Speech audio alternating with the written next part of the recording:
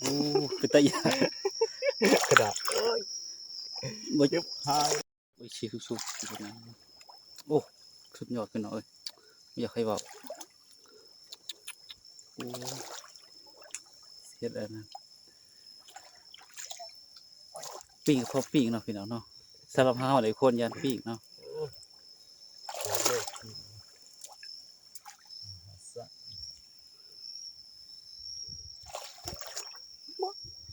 ขนาดได้ปิ้งอะไรบอกปิ้งพี่น้องโอ้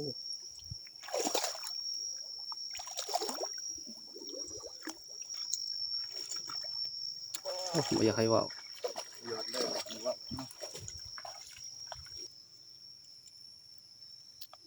อยากให้เว้าเนาะพี่น้องเนาะ โอ้สุดยอดเลย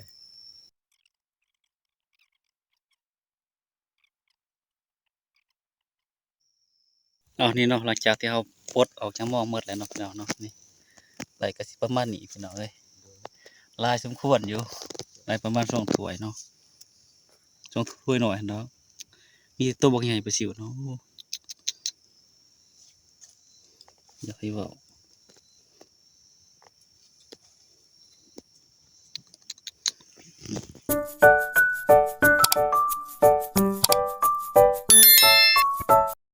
สบายดีพี่น้อง FC ทุกคนเนาะพี่น้องเนาะสบายดี FC ที่รักทุกคนเนาะหลังจากที่ว่าห่างหายไปโดนเติบเนาะอยากว่าเขา2-3 เดือนเนาะบ่ได้ถ่ายคลิปให้พี่น้องได้เบิ่งเนาะมื้อนี้มีโอกาสว่างเลยพักกันออกล่าได้มื้อนี้เด้มาเซาะอยู่หากินเนาะพี่น้องเนาะมากับบ่าวทองสมุทรเพิ่นอยู่เบื้องหลังเด้มันกำลังเอ๊ะถ่ายพี่น้องเนาะเฮาเข้ามาอยู่ที่อันน่ะพุทธเมืองเนาะพี่น้องเนาะนี่คือบรรยากาศเบื้องหลังเนาะนี่หม้องนี้เป็นหม้องฮักกินเนาะพี่น้องเนาะนี่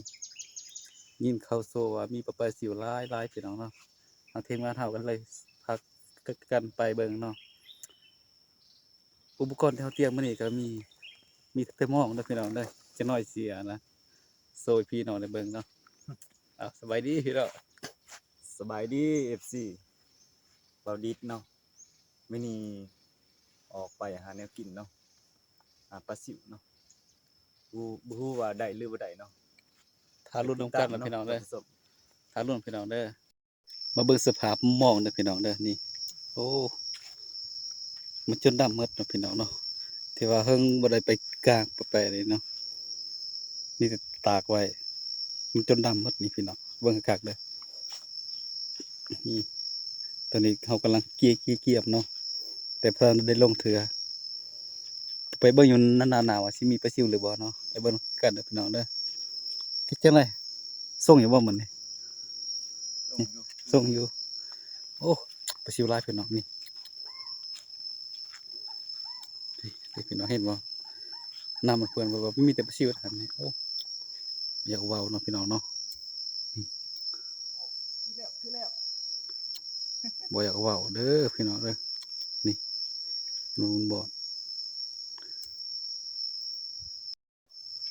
เพราะว่าตอนนี้เพิ่นกำลังกางหม้องเนาะพี่น้องเนาะนี่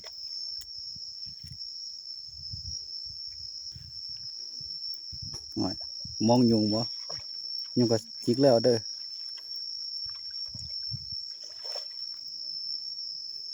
กำลังกางมองมี2ด้านเนาะโอ้ปลาซิวหลายขนาดเจ้ากางนั่นโพดนี่จะพูกมาแต่หันหั่นนะโอ้พี่น้องบ่อยากไปบอกมันปลาซิวพี่น้องเบิ่งมันแล่นนี่พี่น้องโอ้ขนาดเลย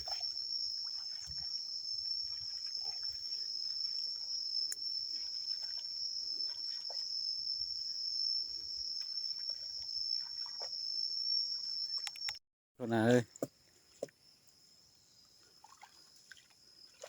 ตอนนี้เพิ่นกำลังไล่เนาะไล่ปลาคาซิวเนาะพี่น้องเนาะ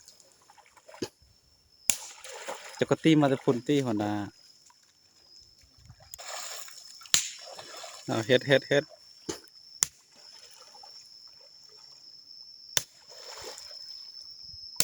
โอ้ยชีสุกๆตัวนั้นโอ้สุดยอดพี่น้องเอ้ยไม่อยากให้เว้าโอ้เฮ็ดอันนั้น ปิ้งพอปิ้งเนาะพี่น้องเนาะสำหรับเฮาหลายคนยันปิ้งเนาะ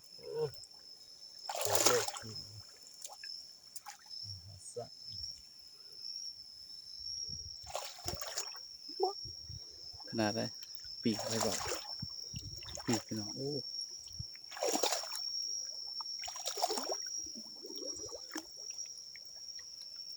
ปีกปีกเจ้าภาพเลย เป็นงูงงๆแล้วเนาะ โอ้ยิงขนาดเลย จะเผ็ดจะมาหาโอ้พี่น้องโอ้เป็นตาหยา กระดาษ บ่ ยึบหายเว้ย จิเจ้าเลยจิเศร้าๆยาวๆเอาไปเศร้าทีเลยโอ้บ่อยากให้เว่า หยอดเลยว่า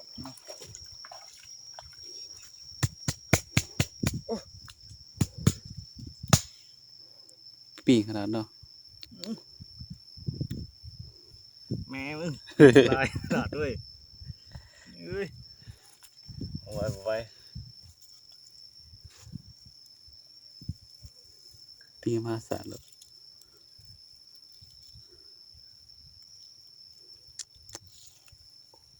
ยกเออ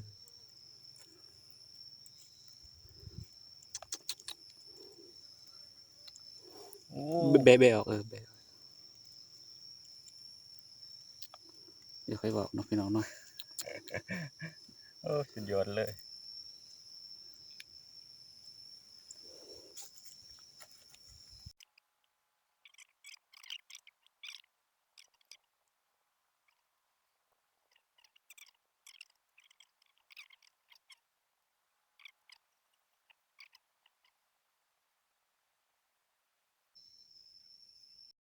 นี่เนาะหลังจากที่เราปลดออกจากหม้อหมดแล้วเนาะพี่น้องเนาะนี่ไหลก็สิประมาณนี้พี่น้องเอ้ยหลายสมควรอยู่ไหลประมาณ2ถ้วยเนาะ2ถ้วยหน่อยเนาะมีตัวบักใหญ่ปลาซิวเนาะอยากให้เว้า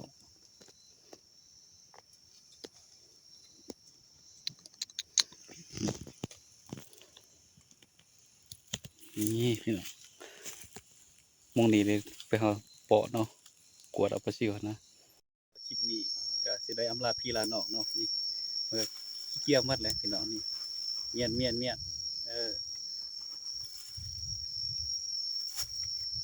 สิได้อำลาพาจากแล้วนี่มันก็เที่ยงแล้วอยากกินข้าวให้พี่น้องเนาะนี่บ๊ายบายพี่น้องลาก็เด้อพี่น้องเด้อ